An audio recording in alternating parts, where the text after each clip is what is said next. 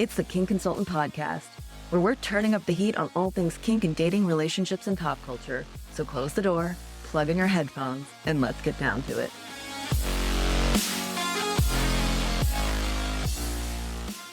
We are back for part 2 with Candace and Derek. Love those names. Thank you. So one of the things that struck me when we met was you just casually slipped in that you were a virgin until you were married. Yes. And to meet you in this setting and know you were the person who waited for marriage, how did that go down? So, like I said, there's a caveat. I don't know anyone listening has heard of this ridiculous idea that if you do anal, you're still a virgin. Scientifically, yes. Being the good Christian girl that I was, bought into that lie. So I had anal sex before. Before you met Derek? Before I met Derek. So, like, also just confirming, this is a religious decision, waiting for marriage. Waiting for marriage. And so I wanted to keep the particular hole for marriage. So I was doing the opposite. Yeah. Again, a lot of shame around that, and still some shame to be had right now. However, with being in the lifestyle, I've started to accept all of that about myself, especially our first date when, I gave in. Like, it's been kind of shame. Yeah, I felt shame about giving in and shame about having anal sex before marriage and all this stuff, right? But you had been taught all of your sexuality should be put on a pedestal to be won by some knight in shining armor. I was more valuable if I had that intact. Wow. So it was striking at your value. My value as a woman. As a woman, yeah. When you said you have shame about it even now, choosing to have anal, like, where is the shame now? I guess because I have found Derek that I don't have the shame anymore. I think it's self-imposed a lot because of how I was brought up and all these ideations. You're supposed to wait for marriage and all that kind of stuff, right? It's just kind of like ingrained inside of me. It's hard to get rid of, but now that we're in the lifestyle and we've been exploring this together and I've really come into my own and like admitted to myself that I'm bisexual and like all this stuff, it's very like validating, and it's a self-discovery story, honestly. Like, Derek is the one helping me do that, and he's doing the same thing, right? He's exploring his sexuality on his end. It's really kind of come full circle. So I don't think I'm necessarily ashamed of it now. I think if I were to talk to certain people about it, I would feel reluctant. But to be honest, like, if they ever found out about anything, about my past, about our current lifestyle, I think I would be at peace with it, because I'm like, okay, like, this is who I am. You're learning to accept myself. Yeah. I think like that situation could be sad, right?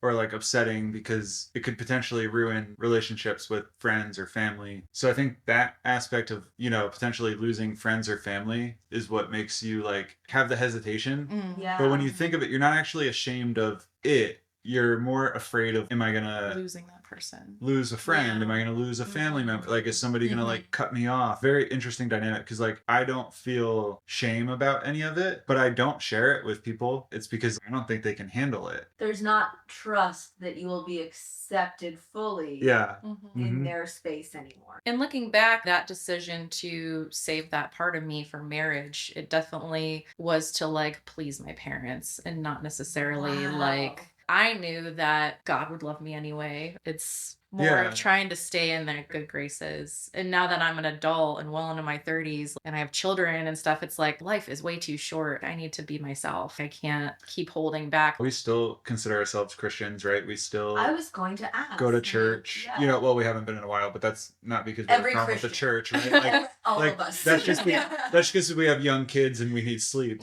But yeah, like, we still consider ourselves Christian. We still pray. We still like very much, if anyone asks me, I would say I'm Christian. She would, same for her, right? Yeah. So Christian like gangsters. Yeah. So I mean, I'm Catholic, but also it's been forever since I got in church. Yeah. Well, we truly believe that God brought us together too. Like, I don't think it would have been any other scenario where, like, I truly think that he has his hand on our lives, and anything that happens or anything, like any roadblocks that we go into, we just fully trust in him, and we always come out better people from it. How do you separate the judgment judgment that was put on you, the pressure that was put on you to be a certain way in the name of religion and staying connected to God? So we've had this conversation a lot, and I think I struggle with it a little bit more than Derek does. But when it comes down to it, we had the conversation before we even got into the lifestyle. Like, what does this mean when it comes to our religion? And I wouldn't even say it's a religion. We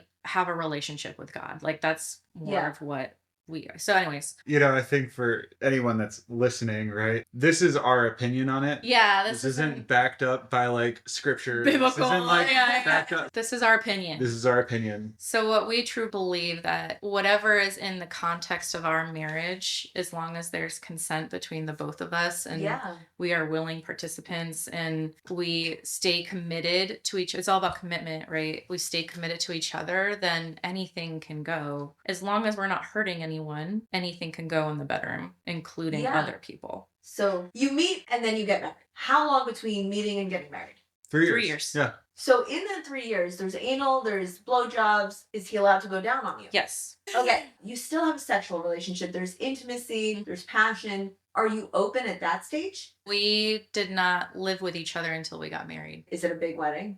150 people? 150 people. It's a That's bigger a big wedding. by today's standards. Yeah. Religious ceremony or justice of the peace type thing? Religious ceremony. Yeah. Okay. And it was a great wedding too. So like everyone had we fun. we do have different upbringings though, right? So even though I grew up Catholic, I did, baptism, communion, confirmation, I did the whole thing.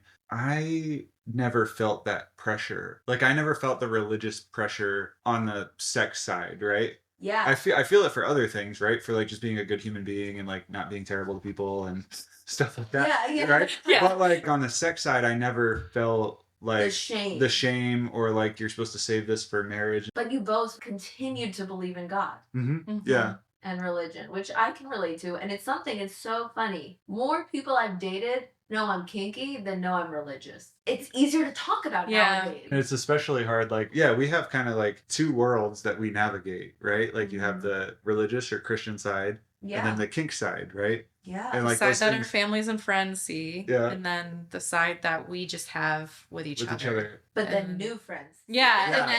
And that's another thing. Like We're starting to like make accumulate more kink friends than not, which is interesting. It's tough though. Yeah. One of the things I've always run into, and because you guys are newer and I want to talk about your introduction into the scene, is sort of like I have my kink friends and then I have my vanilla friends and ne'er the twain should meet. And then I have kink friends who get sort of offended. I have vanilla friends who have no idea I have kink friends. Yeah. You know what I mean? And it's a really tough world to balance. We've talked about it and we're like, well, we wouldn't bring our vanilla friends to the kink space, obviously. Yeah. We could bring kink friends to the vanilla space as long as they understand, like, this is a vanilla space. We don't talk about this here. I love your story. I love the different facets of it. It's just, I was never expecting, especially in the context we met, like the backstory for you both. But this is new, going to parties like this, being open-ish, exploring your sexuality. How did these conversations start? So you asked, like, before we got married, what have you done, right? Like, blowjobs, go down, anal. There's other things. We've done a lot of kinky stuff. Who introduced that? I did. She brought You it up. introduced that. Okay, time out. Let's go into this. No, because I want to have conversations like this where we get to talk about real couples introducing this, because there's two things. I find it rare to find the woman who says, I want to try this, right? Usually it's the opposite, but like, how did you bring that up and why did you want to try it? So I watch a lot of pornography. Yeah. I had seen it and I had fingered a boyfriend before that. So like I knew what it does to men, so I was like, I think he'll really enjoy this. And it was pretty early on in our relationship. It was while we were dating. And so I basically asked him, like, I was giving him a blowjob or something. And I was like, hey, do you mind if I like stick a finger in? And I tried that. He really liked it. And just for anyone who might not understand, the man's prostate is what you're aiming to touch when you put your finger up there. Women don't have a prostate. It's almost the same as having your clit. Like, that's the best comparison I could give to it. And if you haven't experienced it yet, I would encourage you to try. My recommendation is treat it like you treat your clit. The best compliments I've ever gotten are when I've approached it like I've approached my own clit. Shortly after that, I bought a strap on and Yeah. pegged him, and it was great. So it was almost as it was equal for his Yeah. pleasure and yours. Yeah. And when I say like, why did you want to do it? I found out I enjoyed using a strap on because when I was a pro, someone paid me to use a strap on. And Yeah. that's how I found out I enjoyed You liked it? pegging. Oh, okay. I don't have a high success rate of having partners who are into it. Huh. Well, I've always had him, so. I feel like a lot of guys, they're like so afraid of the stigma, Maybe. right? Yeah. Like they're so afraid that it's like means you're gay. That is and- the stigma. You're just and- calling it out. It's a little different for me because I'm bisexual, so I'm not necessarily afraid of that stigma. I know. There is a huge stigma Yeah. attached to it, even though it's like it's a woman getting a man off. And we've always been like the dynamic of I'm Dom and he's sub. Like he's always been more sub than Dom. And have you always been more dom? I think so. Yeah. I mean, there's sometimes that I want to be submissive. I want to be taken care of, you know, like that kind of thing. And this is something that we've learned too, like even before entering in a lifestyle is like our regular life kind of mirrors our sexual preferences. In real life, Derek is the alpha, but in the bedroom, he likes to be submissive. He doesn't want to be who he is all the time. He wants to be submissive, right? That makes sense. And it doesn't even need to be that. Same for me. Like in real life, I'm more of a team player, but then in the bedroom, I like to be dominant. But I think we're both versatile too. That's Yeah, kind of I where can- we start to lean. I feel like I could go either way, but I prefer to be submissive. I would want more of a like equal playing field with a man though. Like Mhm. with a man, I would not be submissive. Like that would be a different. Also Dynamic.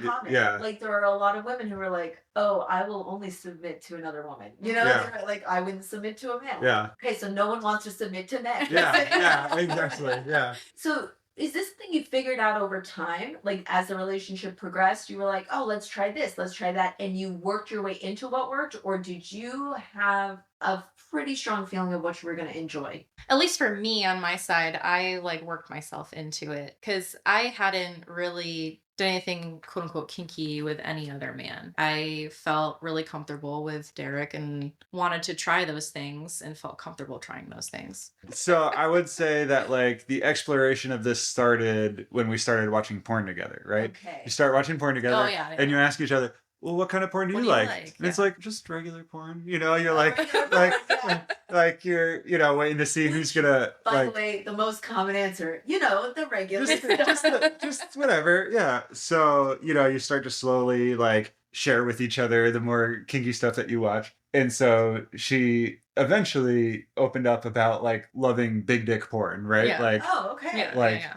Why were you slow to mention that? Because actually, that does sound like the normal stuff. Yeah. Like, if I were to guess Yeah. what someone would think is the normal stuff, they would think a woman is watching big dick porn. Now, I don't watch that. yeah, It's because I'm busy watching spanking porn. Because everyone knows from every episode I've ever ever done, recorded. yeah. I'm like, I just watch people getting spanked. Yeah. So yeah, like he would ask me, okay, what kind of porn do you want? I'm like, okay, well, I'll watch like big dick porn and I'll watch this. He's like, hold on. What do you watch? I'm like, this. So I like show him a few videos of what I Yeah. liked. And then he would show me what he liked. And a lot of it was like women telling him It would how to jerk off or like, Oh, Jerk off yeah, instructions, instruction and femdom and porn, then right? Like that and then kind of like stuff. like humiliation and degradation, like that kind of Yeah. stuff, like, oh, you have like a little dick or whatever, like it doesn't deserve me, and like all that kind of stuff, right? So Derek was like, okay, like if you like big dick porn, why don't we bring a big dick in here, right? Yeah. And I'm like, okay,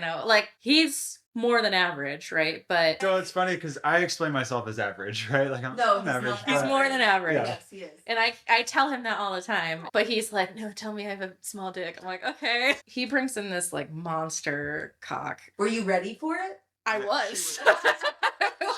She was ready for it. This was a few years ago. This was what, So- 6-7 years ago. I mean, this was like almost right after we got married. Yeah, so I think like the first one I got was not a monster. It was like 9 inches. Like, That's larger than I can take. Like, It's, Yeah. it's big. that's shallow. yeah. And so we first tried it like missionary, right? But then I was like, something I've always wanted to try is doggy with a big cock. So we did it. So I'm like notorious. I don't come very easily either. So that's always something that Oh. we've struggled with too. So the first time that we did the big cock, I had the most amazing orgasm I've ever, like vaginally, that I've ever had. Mm-hmm. So we're like, okay, we got to keep doing this. And then that's kind of where it started, the whole talking about the swinger thing, because Derek said, was asking me, he's like, well, would you ever want a real one?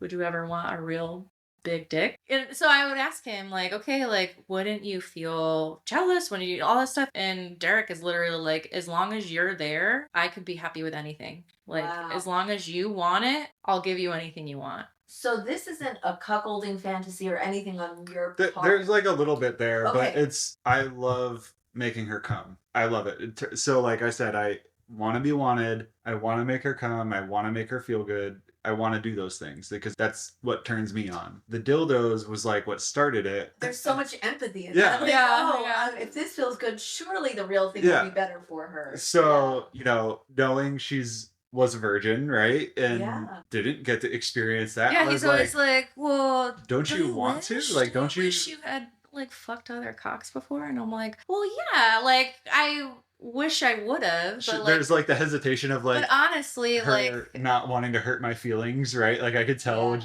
she's like, if we're being completely honest, like if I never fucked another cock again, I would be completely, utterly happy. But we have so much fun fucking other people. Like it's just sprinkles on top of the sundae. It's not anything that I absolutely need, right? Because I love him, like he's my person. Was there any fear or jealousy of like, well, what if Derek, especially for you, you'd experienced other people, so Candace knew you would experience other people, you knew what was out there. Did you not feel any worry that she'd run away? No, I didn't. So she always kind of makes fun of me and she's like, you have a ridiculous amount of confidence. Like you're just so confident that this doesn't cross your mind, which there's an aspect of that, right? Like I am a very confident person. So I would say I'm a secure attachment style. Like I am not worried about that because like, and we'll get into like, I guess the romantic side of this, right? Having a connection with somebody that like you really feel like is your partner, your, your life partner, your person is so much more than just like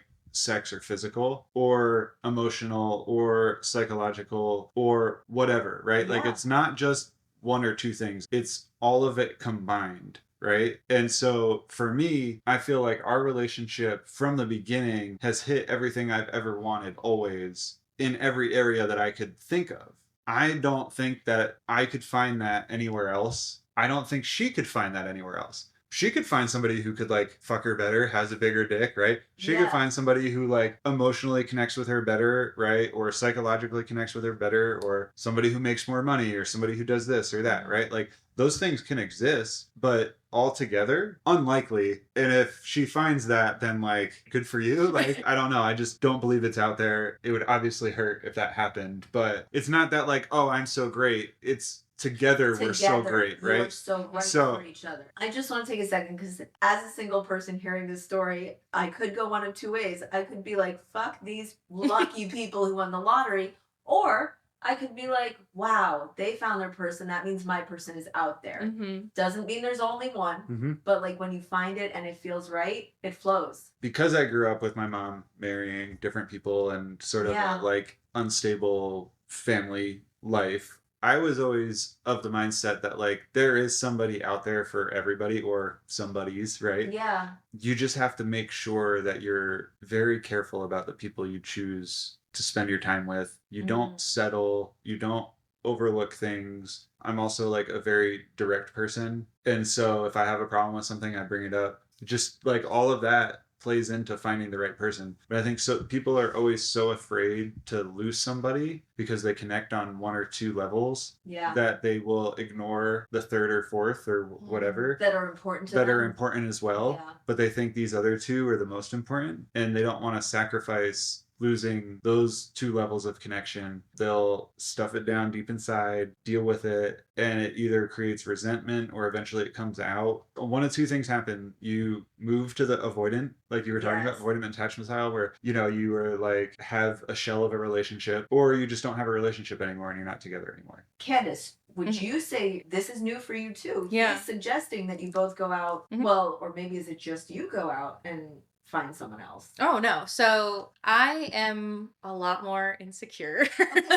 We are constantly communicating, no matter what, before we go, while we're going, after we go. And he explains that to me over and over again. Like, the chances of you finding someone better than me, and not in like an egotistical way, but like a better connect than me, there's nobody else out there. And same for me. Like, I'm not going to find, maybe there's someone, you know, that has bigger boobs than you, or like maybe there's someone that sucks a dick a little better than you. I don't know. Like, what I want to know, I'm like, okay, whenever we go into this, I just need to be reminded that I am number one. I am number one all the time. Because I still have problems. I still have, not problems, but I still have like jealousy issues. And so whenever we go, we'll debrief after, and I'll tell Derek, okay, like, this is something I wasn't really necessarily totally 100% okay with. Could you not do that again? Or like, he'll touch another woman a certain way or something. I'm like, that's just for us. Like, I don't want you to touch. And he's like, yeah, great. Okay, cool. Like,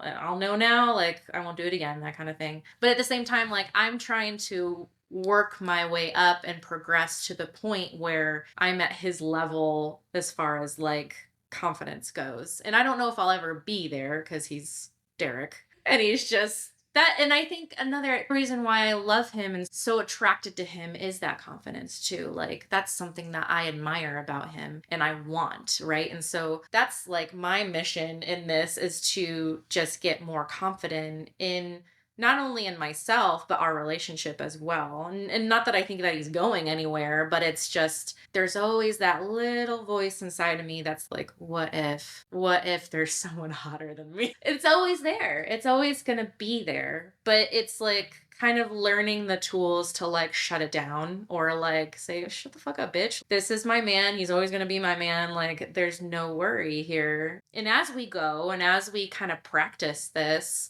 it's proving to that voice more and more that he is sticking around and he is mine, and it's, I think I have to like prove it to myself more and more that like, okay, like, this happened and he didn't leave. This happened and he didn't leave. This happened and he didn't leave. I guess he is really sticking around, like. But, and I think one of the things I'm hearing is you both had a very secure relationship, and you brought this in again as sprinkles on top, not to fix a broken system. Yes. Swinging is not going to save your marriage, right? So I think that's actually something that would probably be good to note, is like, if you are a cheater or you're with a cheater, even if you were to have an open relationship, you're still going to act the way that you would, right? Yes. So like, you'll still sneak around, you'll still be deceitful, you'll still do things in a way that, like, even though technically you've said that this is okay, they're still going to hide stuff. From the beginning, Derek has always been like, at some point this isn't working, or like you have a panic attack or something, like, we can stop.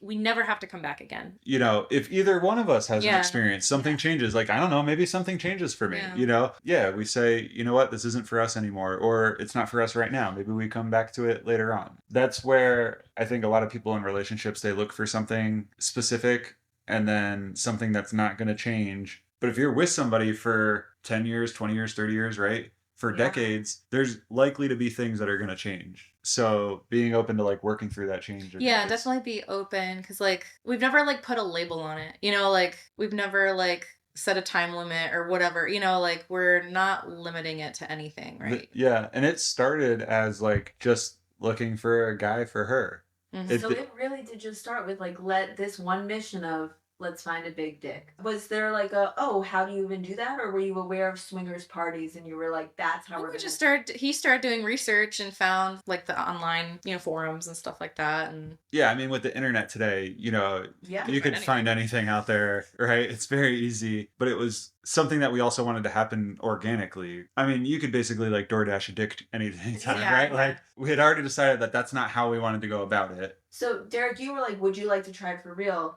Candace, you said yes. So we started by like doing drive-bys of the swinger houses. So Derek would be like, well, do you want to go you want to go try it? And I'm like, no, can we just drive by it? I just want to see what it looks like. Yeah. And that's what we started with. And we just like drove by one of them. We're like, okay, that was a thing. Cool. And then like the next week or something, we were like, okay, like, well, do we want to go? And it took a few weeks to like, cause he was all for it, but I had to have some convincing. And so we went to our first like swingers party. And then after that, I was like, okay, like I could do this, like this isn't as scary as you think it's going to be. It's everyone's pretty accepting and welcoming to new people. And our first one, it is overwhelming the first time you go. Like, it's not, I wouldn't say like it felt scary, but it was like, there's a lot of stuff going on here. Like I just saw like 20 naked people. You think you think you're prepared, but you're not prepared. You're not prepared. You think you could watch as much porn as you want to like prepare for this? Yes. It's not the same as like seeing it in person. Why do you think it's different? Well, it was just kind of like the casualness of it too. It was like, and the one that we went to is at a big house, right? So we went, it's just like a big house party. We walk in, there's literally a buffet. Like they have food. And then they have like a dance floor, they have a DJ, and they have, the bar, and we drop off our alcohols, BYOB, and then like after, no one's playing yet. So like everyone's just kind of hanging out and talking. There's like maybe playing beer pong. Naked person or two. Yeah, maybe but like topless or whatever. I'm like, okay. And then like an hour into it, there's just people like fucking on the couch like 5 feet away, and it's just a little jarring to see it in person because I've never watched other people fuck before, like in person. I think the fact that you could like reach out and like actually touch them and you could like talk to them is like it's different, right? Different. Like I think that my experiences happened so early on in my sexual journey that I think I became a little desensitized, especially being a dominatrix. Yeah. I think there was no sex at the dungeon, but the proximity to intimacy and intimate scenes was so close that I think that it's fascinating to hear this because I haven't had the experience of walking in and being shocked by it. What I will say is the smell of sex. Oh my God. Is there. Oh, And that was I'm like, oh yeah. And you come home smelling like it, even if you don't play. It's a full sensory experience. Yes, and you do come home smelling of it. That is something that happened. I think our first time, like, I feel like I'm not supposed to be watching this. Like, I feel like I need to leave. They were in the orgy room for everyone to see. Like, obviously they want to be watched. So it's just kind of, I know. Yeah. Well, and that's before I knew I was an exhibitionist. Like, I didn't know I liked that until we tried it. And I was like, oh, fuck, I think this is my thing. Like, this is what I love, is just putting on a show, right? We talked about you having a bad experience. Yeah. But it's all equally, your one bad experience doesn't speak to the whole club. No, and that's the thing. Up until that point, it was like one of the best experiences we've had. Up until that point, it was great. It was just that one little thing. I was like, fuck, I wish it hadn't happened. He did not ask for consent. Then it comes into the question of, did you report him? I did not report him. I know the owner. We know the owner. And so I do want to approach him at some point, but I don't know when a good time would be, because I don't want to like bring down the mood either. No, you know what I mean? Yeah, like, I don't. At the same time, like. So for me, in this scenario, I couldn't really see. Yeah. She's like sitting on my face. He wasn't able to stop it. Which I normally like if I see someone coming over, I'm like, hey, no. Or I'll be like, you got to ask her. Right? You did a great job of doing that in the scene that, like, I say our scene, but like you did a very good job of staying aware while also enjoying the moment and sort of like scan the room, attention back to her. Yeah. Scan the room, attention back to her. And I think that that's part of it. Mm-hmm. You have to be a little bit like that. I always follow her lead. So I describe it to her because she's like, well, why do I have to make the decision? I'm like, you don't have to make the decision. But if you leave it up to me, we're going to try things that you don't want to try. I don't want you to try things you don't want to try. But I'm more open to like different scenarios or people that you might not be interested in. Candace, why wouldn't you want to make the decision? Like what's happening that you don't always want to be the decision maker? Well, that's what I do every day in my regular life. Yeah. Is I make all the decisions, and especially as a mother, the decision maker It's of the the mental household. load. It's the mental load of it. So sometimes I just want to not have to decide anything. But he is right. I like to have that option because I think I'm more of a people pleaser than he is, right? So like, Yeah. if he wants to try something and I'm not necessarily like, if he suggests something, I'm more wanting to please him, and maybe I'm like not really okay with it, but like I want to make sure like he has a good time, right? But if it's on my side and I'm just directing the shots, right? Like Yeah. I don't necessarily do something I don't want to do, like Yeah. Would you be more likely to say yes to something that you didn't want if you were the decision maker, or would you be more likely to say no to it? So I don't know. I'm trying to think if something Yeah. came up and asked to do XYZ. usually like if we're fooling around, right, and someone asked to come play, or like when we were with you. So I pulled out my breasts. Yeah. And my nipples got a lot of positive feedback. Yes. from- You have great nipples. Yeah. The crowd loved it. Yeah. Derek did ask me, but I'm not sure if he had a chance to.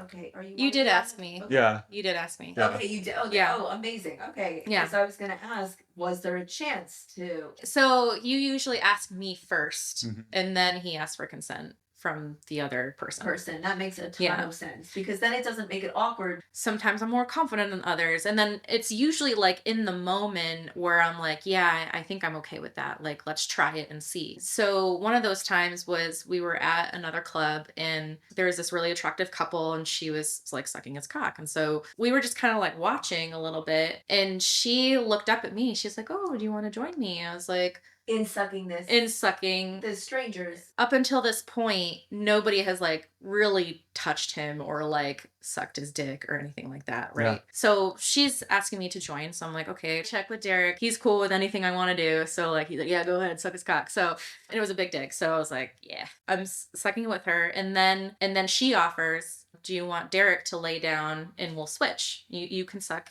his cock and I'll suck Derek's cock. Oh. So it took me a few seconds and I was like thinking about it and I was like, I think I'm okay with that. Let's do it. So we laid Derek down and we just sucked these cocks side by side. But the thing that I think made it okay for me was like the whole time, Derek's not even looking at this other chick. He's looking right at me and he's just watching me. And I'm watching him and like we're like holding hands and stuff. And the other thing that made it really okay with is the other couple was doing the same thing. Oh my The God. guy wasn't even looking at me. He was looking at his girl. That's what I'm talking about. Like in the moment, that was perfectly fine for me because we were all about each other. They were all about each other. I was like, this is just good old fashioned fun. Like there's no jealousy. There's no nothing here. Like this is great. And then that was it, and that's kind of like what we've been searching for is like, okay, like even if it's a single person that they're into both of us, right? Yes. Like we needed them to be in both of us.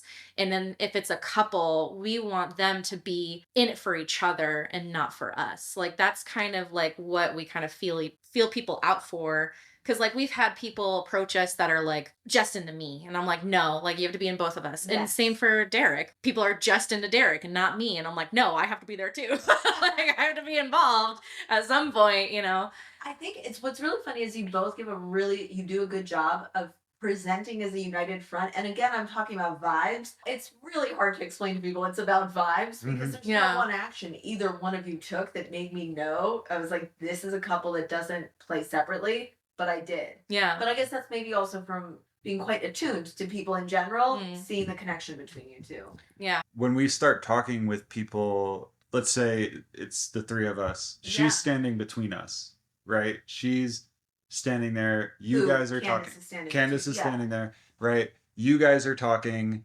I'm letting that conversation happen naturally. I'm jumping in and saying something if I have something to add, but I'm letting you two connect, right? Candace Yeah. and whoever connect. If I feel like the connection is going well, I'll be more active in the conversation and join in. And Which is why it worked well when I approached Candace 1st Mhm. because that step one was done. It Yeah. was like, oh, Yeah. that's connected. Connection. Yeah. Yeah. I can be very flirty. I just don't. I leave it turned off most of the time because I want to make sure she's comfortable before I open that up. Yeah. And there's been times where we've been talking to a couple or whatever, and the guy will be flirty with me. So Derek is flirty with the woman. And even then I'm like, there's still that little tinge of jealousy there. And so we're still like figuring it out. I don't know how to get rid of that, if I can get rid of that. So I always tell her when she says that, I don't know if I can get rid of that. I said, if that's how you think about it, you will never get rid of it. Yeah. That's okay. That's a good point. I do agree with that. But, I just want to call myself out here and saying I go to parties alone because I equally don't think that I handle the jealousy well, no matter who it is. Mm-hmm. And I tell my partners this, as open as they are to me going, I'm pretty open about the fact that if roles were reversed, I would never want to know. So I get it. But I do think there is validity to Derek's point. If you think you're never going to be open to it, then that is your loophole to never open yourself up to it. I'm not saying it's easy, and it's because I've been jealous before. Like, I've had insecurity before. Tell us about it. Yeah. I have never seen it. But you haven't in this relationship. No, not even since like the first day. Something she does just allows me to trust her. Can I speak on it? Yeah. I think it's her vulnerability that is so... You can be quite vulnerable immediately. And I felt that. Yeah. And I think that I wonder if that's what you also felt. I don't know. But You might be right. I just met her, so I feel like I'm an expert on what it's like to just meet Candace.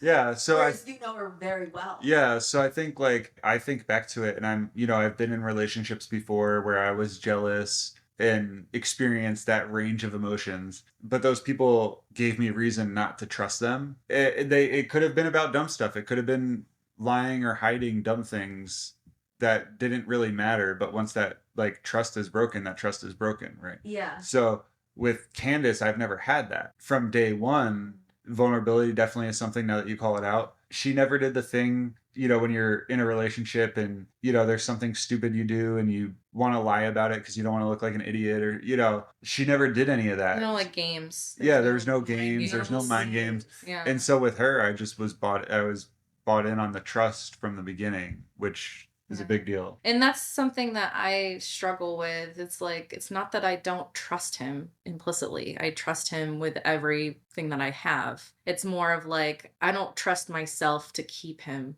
And that sounds really sad, but there's a self-value thing. There's a self-value thing that I have where I can't completely give in. It's something I've struggled with my whole life. I recently opened up to my therapist about what we've been doing, and I've told her this has been the best year of my life and the best year of our relationship because I can feel the confidence. I've never had confidence in my life. And going to these parties and stuff, people tell me I'm beautiful, tell me they want to fuck me, tell me, whatever. It's like exposure therapy almost. I go and now I'm actually believing that I'm this hot piece of shit. I'm a hot piece of ass. And people want to fuck me. And now I'm living that in real life. I go to work and I'm I'm this really fuckable MILF and everyone wants to fuck me. I can feel that confidence actually stabilizing itself. And I've never had that in my life. And it's something that I didn't really expect either. I didn't expect to get that, but that's why I want to keep doing it and I want to do more and I want to get to the level of confidence that he's at because I have a little taste of it and I'm oh my God, it's so amazing. I just want to be fully myself and fully feel it's self-love. I just want to love myself how he loves me, I love all of this. I think that your experience and your story is going to help a lot of people. So I want to know, before going to this party, what were the pre-conversations you had with each other to prepare? What were the boundary conversations? How did you know what you were ready for? Well, we were really just let's just go and see what it's like. We don't have to do anything. We talked about it for years before we actually went. We started with big dildos, turned into dirty talk. Yeah. Turns into, would you actually like to try this? And again, once we said we would like to try this, it was years of talking about it, dirty talking it, afterwards checking in. How did you like this? How did you not like that? All of that. So communication was key. It still is. I think when it comes to setting boundaries, we haven't been great at setting boundaries, but not in a bad way. Because the first time we went, it was, we're not going to do anything. We're just going to go see what happens. Did you stick to that? We did the first time. We set boundaries. We haven't stuck to them but it's not been a bad thing afterwards. You have to explain what you mean by that. Well, so the second party we went to. Yeah. We just wanted to go and check it out again. And there was more people there that time. So it was a little bit more like comfortable. We weren't planning on playing or anything, but there was this, I think you spotted him before I did. spotted him way before you did. You spotted this big old cock across the room before I saw it. And then Derek looked at me, was like, yeah. And so we were kind of watching them. And so they ended up like laying down in the orgy room. And they started like right up in front of everyone. And I think she was like a little bit of an exhibitionist too, because she was kind of performing. So I took Derek's hand and like we kind of like walked over and we're just kind of like looking. Similar to the bed that we were on, there was a bench like there was right a next bench to like it. right there. So we were just sitting on the bench and we were watching. I think she was sucking his cock at that time. Mm-hmm. The guy looks over at me, sees me watching, and he's like, "You want to join?" And then the girl looked up. She's like, "Yeah, come on." So Derek looks at me and he's like, "Well, do you want to?" And I was like, "Kind of." Like, but I was like, "But only if you want me to. Like, do you want me to?" And he's like, "Yeah, I want to." So I went around the other side. And it was really sexy because like Derek is like holding my hair back for me and like taking off my clothes and stuff. First you just moved off the bench onto the bed and you sucked his dick a little bit. It was like, oh, I'm gonna be here for a while. Yeah. Right? Candace stood up and walked to the other side of the bed. I stayed on the bench and watched. Still right there. This guy's girlfriend were sucking his dick together, and I could tell she was really getting into it, like really enjoying it. She was struggling to hold her hair back, and I was like, I'm gonna go hold her hair for her. Oh, yeah. So I got up and I walked around and I'm holding her hair back and I'm whispering in her ear and kissing her neck. And I wanted to know, like, okay, is this turning you on? Is this what? And he's like, oh yeah, like keep going. I want you to keep going. I'm like, okay, because that was giving me the confidence. Okay, like he's secure with this, so like I feel secure. I don't know what happened. Derek started like taking off my shoes, like taking off my pants and like taking off my shirt. I started helping her get undressed while she was still sucking his dick. Let's get her comfortable, but I don't want her to have to stop. And then the other couple was like, well, let's all be together. So we kind of moved back. There's like a few beds pushed together in the back. So like we moved to the back section. And we were all kind of like playing with each other. The guy was like, well, do you want me to fuck you? I wasn't like prepared for that at all. I went to Derek and I was like, okay, like, are you okay with this? And he's like, well, I really want you to if you want to. And so I was like, okay, like, let's try it, and we have this big cock here, like, this is what we want, let's try it. And so, but what I really loved about it was, so it was missionary style, but Derek was like right there. And I was on her left. Yeah, he was right there with me. And I told him, I was like, all I want to do is like look at you. I just want to kiss you. And I want you to tell me like how good I'm doing and stuff. So you advocated for what you wanted when this happened. That is huge because I think a lot of people aren't as strong in that area because we feel like we don't get to advocate for what we want. Well, and I knew that if I didn't, I'd regret it. Because like this was our first like big experience and I wanted it to be perfect, right? Not perfect, but I wanted it to be what I wanted and what we wanted. Yeah. So that guy gave it to me good. While he was fucking her, I was on her left. His girlfriend was on your right. And she was like sucking my titties. So we were both stuff. like, she was sucking on one tit, I was sucking on Candace's other tit, kissing her, licking her neck, biting her ear a little bit, again, talking to her like, you're taking it so good, like, good job. Yeah. You look so hot. Yeah. Right? And then also doing the, being a good husband, checking and just reminding her like, I love you so much. Yeah. Right? So there's like an oddly weird, sweet, romantic thing that we do that people miss. Like I said, like you said, you didn't know if I had asked for consent and stuff. Between us, we find it very easy to have like a quick check-in where people don't even pick up on it. This has been amazing. But now I need to ask you, for everyone out there, what advice would you give to a couple who even think they want to try swinging? There's so many things. It's not just one thing that you can do. Yeah. Okay, so the recommendation I give to couples, and I know that this is not probably how you two approached it, but is I like each person to describe exactly what they expect is going to happen in great detail so the other person can be like, that's not how I saw it happening. Okay. I've given this analogy so many times, this podcast is going to be sick of it. I say the word house. Not only Are we all possibly imagining a different house? One of us could be thinking of Dr. House, the TV show. Yeah. That's the range of the word. So I think there was a lot of build up to us doing this and even checking it. So I think that's important. Test the waters. You don't have to dive head first, right? Like it started with watching porn together. It started with toys. After dirty talk.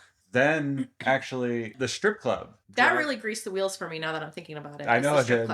Yeah, it made a huge difference. You were in that environment, but it's a highly controlled Yes, exactly. I would definitely say like the first time, no matter how tempting, like I would not do something just because the environment is overwhelming. It, like you said, it's a full sensory experience. Yeah. I also want people to feel empowered to show up in these spaces and not play. Even if you've gone to other ones, every time you go to a new club for the first time, they ask, have you been here before? They're going to give you a tour. They're going to show you around. They're going to explain what rooms are rooms you can play in, what rooms are rooms you can't play in, right? If there's any rules about the room, no single guys in this area or whatever. They give you those tours, especially if you ask. There definitely was no feeling of pressure to play any of the times that we go. And I think that's important to keep in mind. Like, there's no pressure. There's no expectations. Go in there like you would go to a house party. Go talk to people. Go make friends. If you find somebody to fuck, awesome. People seem to be very, very accepting of what your situation is. You don't have to full swap to be a part of this, like, community. You can be whatever you want to be. Like, because with us, right, like, we're kind of working our way into it, right? So, and people are very curious, okay, like, are you guys full swap? What do you do? And we're like, well, we're kind of like, we like to play with each other, and people respect that. So like, when you say full swap, is that situation, do you mean full swap couple for couple, like girl goes with other guy? It's like a full swap. Full swap. As opposed to, and then what would you call when a man comes up and just wants to play with you? There's no real name for that, is there? So full swap would be like when you go with the opposite partner, right? So I would go with another girl, the guy would go with her. Be in the same room, could be in a separate room, right? There's same room play and separate play. So that's also something, right? If you have a guy looking for a couple, but not necessarily for the man of the couple to be involved, maybe to watch or whatever. Yeah. I guess that would be like a bull. Yeah. Right. That describes him. Yeah. You could either describe that as like, I think a vixen or a hot wife, but hot wife is something very specific, I feel like, where it's like the husband is for sure wants to be humiliated. I think that's cuckolding. So here's how I view hot wifing. If we're saying the word bull, let's say the word vixen. That's how I view it. And then cuckolding, I think it's not official, but brings in that humiliation play. Whereas hot wifing is an empowerment. And I think that that's how I view it. Okay. I actually just talked to Women's Health about it, where I gave this exact I was like, this is how I view it. Yeah. And hoped, I was like, well, if I'm saying it as the Kink Consultant, maybe it makes it into the, but I really do think that's what it is. And the only other thing is, it's always nuanced because your definition of it, there's no Oxford and it's not, Wikipedia. Everyone hasn't gotten together to have this conversation. We're just all like, anyway, that's how I view it. So I like this whole bull vixen. But then full swap is one thing, but there's no such thing as a half swap. And then everyone I feel knows what a unicorn is. That's the other thing. The single woman who shows up and is like, here. There's no like half swap, but there's like soft swap. So that's where like, that's the scenario that like we did with that couple where like his wife sucked my dick, my wife sucked his dick, right? Yeah. So it's not penetration or sex, right? So it's not full swap, it's just soft swap. So that's usually like what I think of like foreplay. Oral sex. Yeah. So that's the thing. And then unicorns, the elusive unicorn, which we've like never set out to look for but have found. And it's interesting because like there's a really bad, I would say unicorn hunting has a really bad rap. There are unicorns out there who are equally looking for that and who just want to show up. Not naming names, not suggesting a unicorn is in the room. But I'm just saying that happens too. Yeah. I don't want unicorns being treated like these glass objects that might break should a couple be looking for them. I think that's a good point though, because they exist. So like they have to be looking for that too, I would think. But unicorn hunting is treated like this. Yeah. It's treated like this thing that couples should definitely not do. And I hate hearing that. And I understand it comes from caring for the single woman in a of the situation. But it's like a place where everyone is showing up in an empowered way. I'm not on apps looking for I'm not swiping on Tinder being a unicorn. Yeah. But anyway, my point is that's something I always like to call out too. And when I send couples to swingers clubs because it's something they're interested in, I tell them, I'm like, listen, if this is what you're looking for, just be prepared. Some people do turn their nose down at people saying they're looking for a single woman because it's seen as almost offensive to the community. Maybe not in the most open of clubs, because Playhouse, I did not feel. We went to a hot wifing party. Yeah. Well, I guess we haven't really experienced that stigma. That's the joke that I've made about that night is like, you know, we went to a hot wife party, so the like intention is you're going to find a guy. We ended up finding you, which like that was never even something that we thought we were looking for. So that's why I say like we've kind of set boundaries, but then in the moment those things have changed because you're comfortable with the person that you're talking to, you're comfortable with each other, the environment, the situation. So we actually planned to go to that party like a month in advance because we had to call out of work on Friday. We had to like request off of work. Wow. We had to like make sure we had somebody to watch the kids, then consider like we got to get the kids up and get them to daycare. It's like a whole thing, right? Yeah. We get these periods of 5 to 6 hours where we get to go and do something crazy, but we have to return to regular life. We're very intentional with it. We only might get one night out a month. We'll go 3 weeks without going, and I'm like craving it. I'm like, I need a fix of just being like feeling wanted and desired and like fucking hot. And, you know, like I just want to go out with my husband and just have a good time, you know, like I want to escape. Yeah. And not that like this lifestyle is our life now, but really honestly, like it's part of our life now. And it really feels like where I can be most myself is at these parties and with Derek, you know? So like, you know, you want to get back to it. You want to experience it. And like I said, that weekend had the night with you. Yeah. Amazing. Then the next night we went to Prestige. Had a great time. Had another great time. Then I went to the gym. I don't know how I managed to get up in the morning on Saturday. And I went to the gym. I tell her all the time, she doesn't believe me, I never get hit on. Nobody talks to me. I don't get hit on. People leave me alone in public. But I don't know. I must have been giving off a vibe from all the like past 48 hours. Because I was just working out. This girl, you know, put a note on her phone and was like, hey, you know, your workout is really impressive, you know, and started a conversation with me. And I was like, where's this going? You know, what's the point? Yeah. We talked for a little bit. And again, I don't make the first move. She's like, could I get your number or something? And also, I don't give out my number. I was like, wearing your wedding ring? Yeah, I was. Yeah. And so I gave her my Snapchat or something like that, Instagram. And we started talking. And then I was like, I'll give her my Instagram because she'll see kids and stuff, right? Yeah. So I give her the Instagram and she was like, oh, I hope I'm not stepping on any toes or anything. I was like, no. And I explained the situation. And I said, but just know, like, if you're interested, like, it's a package deal, right? I ran home and I told Candace, I was like, you're not going to believe it, I got hit on.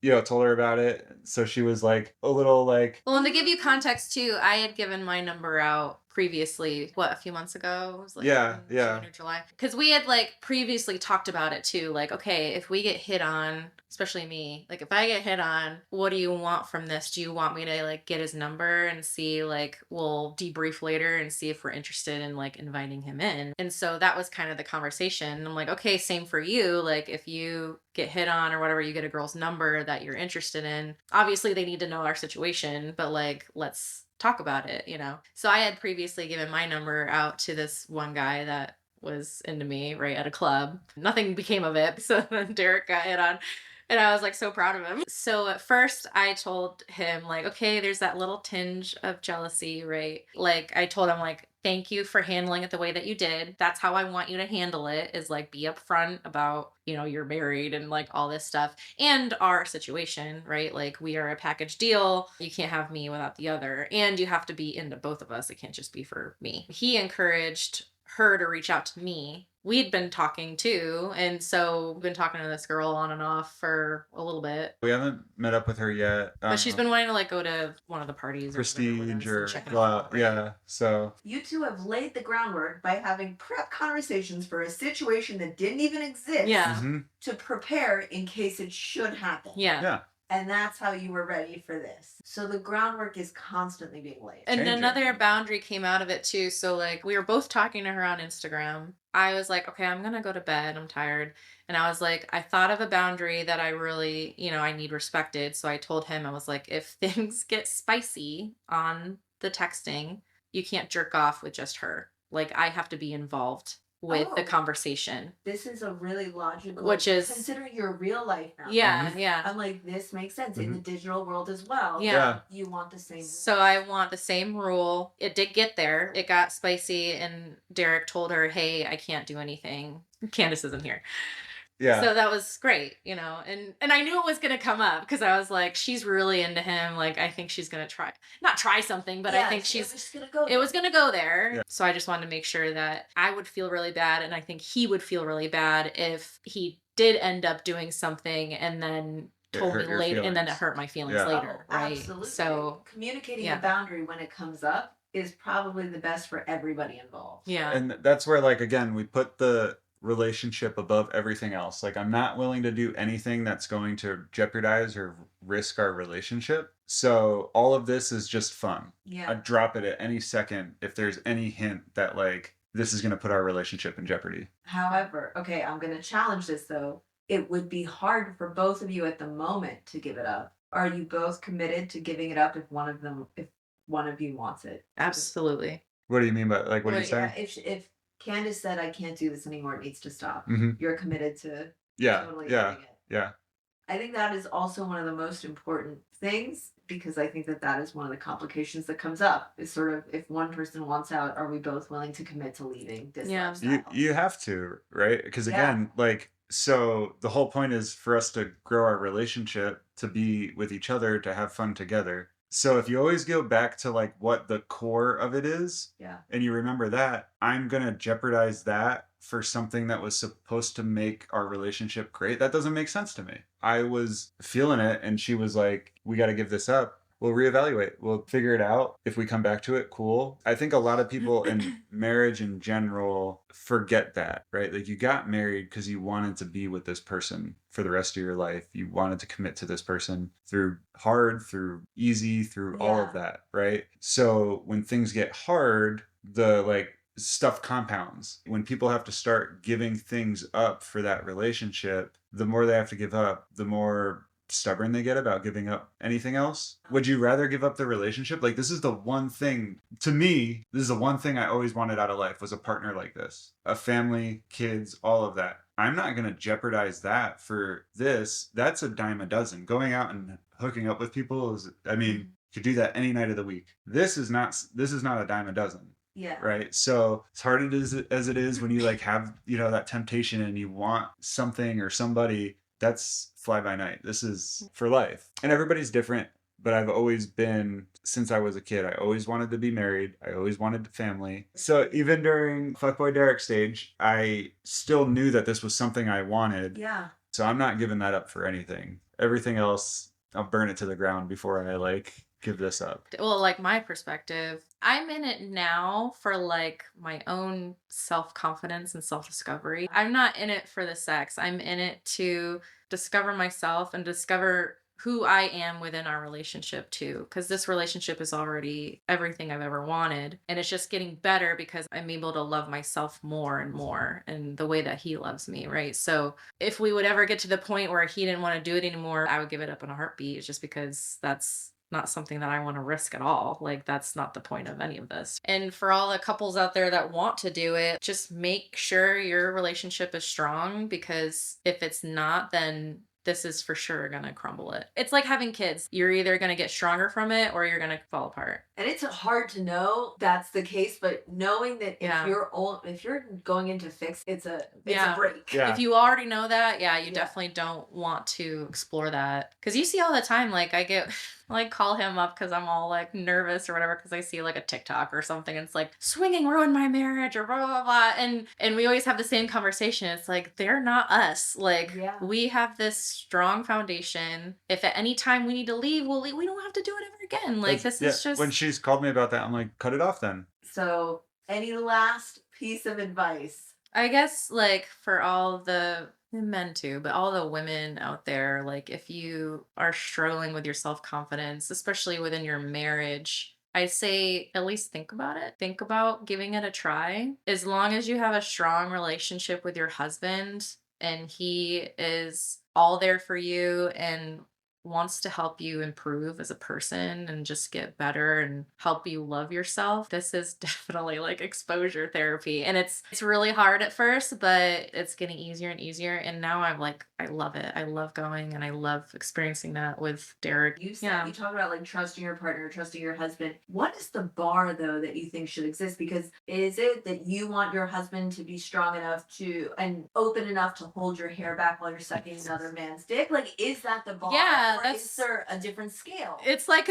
it's a vibe. It's definitely a vibe because it's like I'm the quote unquote jealous one in the relationship. So I think if your husband is the jealous one, this isn't going to work.